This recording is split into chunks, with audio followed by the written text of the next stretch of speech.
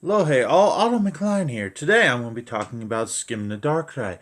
He is the truest ancestor of myself, and he is one of the very first firstborns. Okay, how to start his story. Okay, one of Skimna's very first memories was seeing his mom be a sacrifice to the cannibalistic clan he was born to. Another thing about that clan, though, is they have a lot of beliefs, rituals, and all that stuff for certain powers and spiritual connections and all that. But with Skimna, there's a mark on his right hand that just made him a bit of an outcast.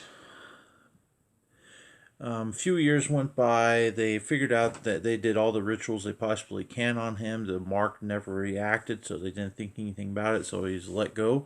But he was being watched by the elder at all times, the highest of the sanctum and all that, pretty much the chief. Okay, but he was still, Skimna was still on the sacrifice list.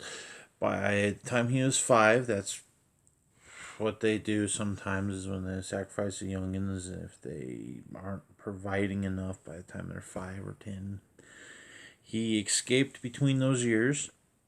He ran off, went in the swamp, found a house, walked up, and before he got to I guess you could say cabin in the woods, essentially, but no, it's more like just a big shack in the swamp. Uh, Older woman greeted him, and when he walked up to her, he just collapsed, fainted. He was out. He was like out of breath and all that. The swamp was pretty damn far away, and he wasn't eating, drinking, or anything, so he just collapsed out of exhaustion. She brought him back to health, helped him get back up, and all that stuff. After time, she explained that, well, of course, she introduced herself saying, "I am Beatrice," and explained that she is a witch doctor and she was shunned and kicked out, banished from her original village for practicing the wrong types of magic. She explained the mark on his hand was a spiritual attuner, which means he could easily communicate with creatures from the afterlife, not things with like lower mentality, so animals and stuff like that. Occasionally, a few humans. So, for the next 10 years, she's training him how to use the mark, get animals, become part of that, increase his strength, teach him some fighting techniques with sword. Well, he had sticks. He didn't really get a sword himself, but still swordplay. And some hand to hand techniques. But Beatrice was getting pretty old. After the 10 years of training, he learned how to tame a spiritual raccoon and a spiritual bat, which became part of his soul, so they are bound to him forever. After the 10 years, she was on her deathbed. Yes, I'm going through this quick. I'm just trying to make it short and simple so you get a little bit of backstory. She's on her deathbed, and I'm talking to him, and just saying, "Go back to the village, take over. You deserve a good life," and all that stuff. I have come to like you like my own son, pretty much like that. And she bestowed upon him her bear spirit that was part of her. When she passed away, her spiritual energy went into him. It's like fully. And so he learned some extra magical techniques, some absorption techniques just from getting her spiritual energy mixed into his soul. After she passed away, he was a little bit angry, of course. Well, way angry. So after that is all said and done, what does he do?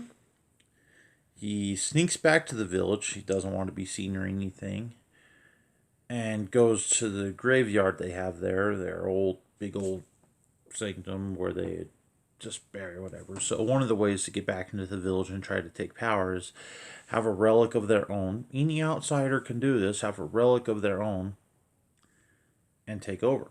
This being said, though, it has to be in a full-out brawl, as you have to take on the champion of the chief and then the chief himself, and be able to kill the chief and make the champion be your lesser, essentially. Make them bow to you. So Skimna got to the graveyard, found his mom's grave, which, of course, it's just bones and stuff and that certain thing.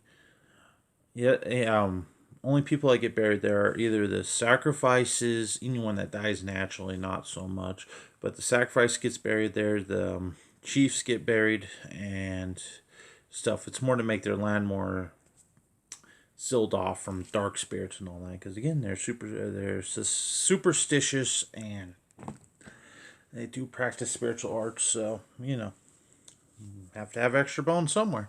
Found the grave, dug it up, he collected her bones, and when he did, his mark activated on his hand, just naturally activated, made her spirit show up, talk to him. Mom talked, "Yes, son, it is very good to see you. I thought I'd never see you again. Where am I?" And all, basic spiritual stuff. The mother infused herself to him, making him partially immortal, but he could still get killed in a way. So he could be stopped and all that. His flesh would flake off and all that stuff. Her bones, after that, formed onto his wrist, making a little dagger that came out. Gosh, I had a picture of this somewhere. Maybe I'll download it later. I don't know. We'll see. Yeah, it was on his hand right there. Just went out to a straight point, and it was still pretty hard to see, even though it looked very noticeable to him. It still had like ghostly imaging over and making it look like it's part of the afterlife to other people. So it just looked like there was something glowing on his hand. And then her skull shrunk, became part of a hilt. Her spine snapped off to a few segments, connected onto the bottom of the hilt, and then a lot of her bones crumbled together to form the blade. And then there's spiritual energy that just went through one side and left over pretty much blood energy. It's a whole different factor there. And one other thing. So Skimna is mainly left-handed, so end up doing that. And then boom, boom. And he was wearing a robe at the time, so the extra energy that he got from her went into the robe mainly. And the robe could sustain his life no matter if his flesh is gone or anything like that. It could help him move or anything after he's long decayed. As long as he still has part of his spiritual energy, he is good. Okay, after that, he did not actually take on the chief. He tried to sneak in, kill the chief in his sleep. He nicked the chief and learned that some of the flesh was going into him, and he was like, felt his face changing a bit, so he just plunged his hand into the chief, absorbed him, and took on the appearance of the chief. And instead of becoming the chief through murder, essentially, he made the champion think of him as the chief already, easily making the champion his the next day. And later, time goes on, they learn that he isn't the original chief. But he's already earned the respect, already has earned everything like that. So in the end, he is the chief. But the champion was really freaking pissed. He found the sword. He made a coffin for Skimna. The champion was like getting really mad. He got his own group together, learned a little bit of how Skimna's magic worked as he thought it was. His superstitions thought he was the devil himself reincarnated. So he put the sword inside the coffin, sealed it away with all these runes and all that crap that locked him away. And then, while Skimna was sleeping, they burned him alive, chucked him threw him inside the coffin, buried the coffin, and for the next 1,000 years he was decaying, but his bear spirit, his raccoon, and his bat were keeping him sane, company, and all that, and he would just occasionally drift off. In the future, though, now this will be part of another video. I'm ending this one right here, but I want to give it a start. He's on a job site, construction company just knocks him down. He falls out like the middle of a forest somewhat, but building, boom, knocks out, and there's trees all around him when he hits the ground. The coffin bounces open, essentially breaks open, and then the raccoon spirit like drags him up, and the robe's helping him move a little bit, but not that much movement.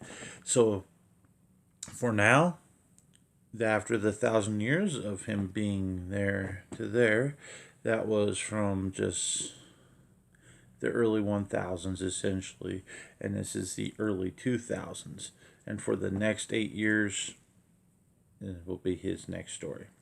Peace out. Autumn McLean. Hello. Take care.